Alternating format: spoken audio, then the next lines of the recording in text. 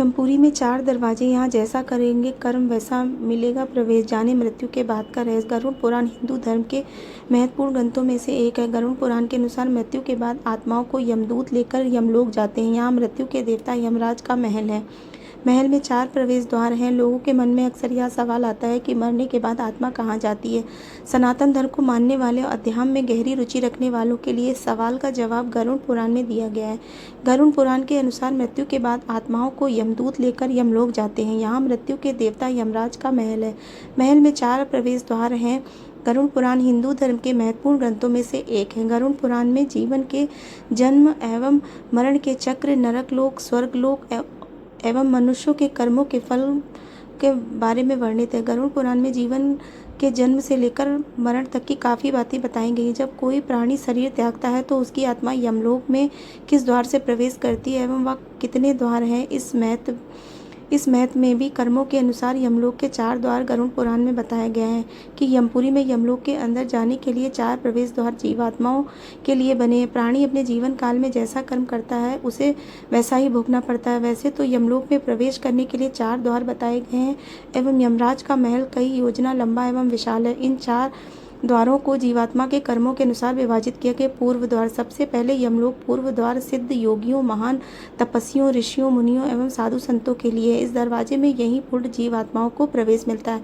जब ऐसी जीवात्माएं यमपुरी पहुंचती हैं तो इनके लिए पूर्व का द्वार खुलता है। गरुड़ पुराण में इस दरवाजे के बारे में कई प्रकार के रत्न एवं मोतियों से जड़ा हुआ बताया गया है।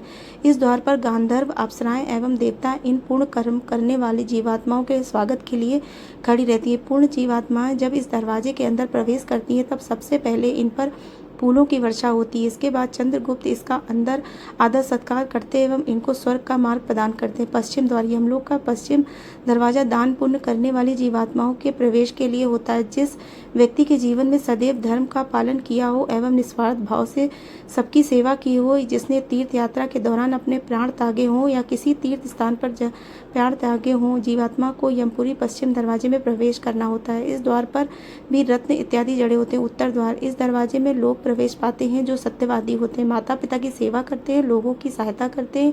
ऐसे लोगों को यमलोक के उत्तर दरवाजे में प्रवेश करना होता है। यहाँ भी उनका सत्कार होता है और कर्मों के अनुसार फल मिलता है। दक्षिण द्वार।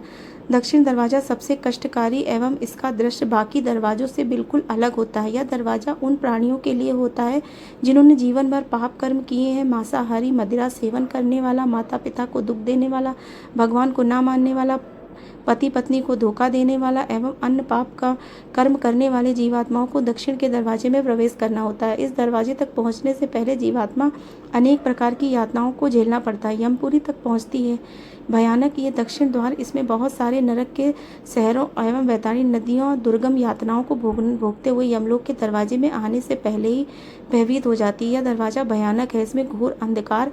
इस द्वार में जंगली जानवर जीवात्माओं को दांतों से काटते हैं। कई बार तो ये जंगली जानवर इन पापी जीवात्माओं को छोड़ते तक नहीं है। ऐसे में पापी जीवात्माएं विलाप करती हुई किसी तरह इस दरवाजे में प्रवेश करती हैं।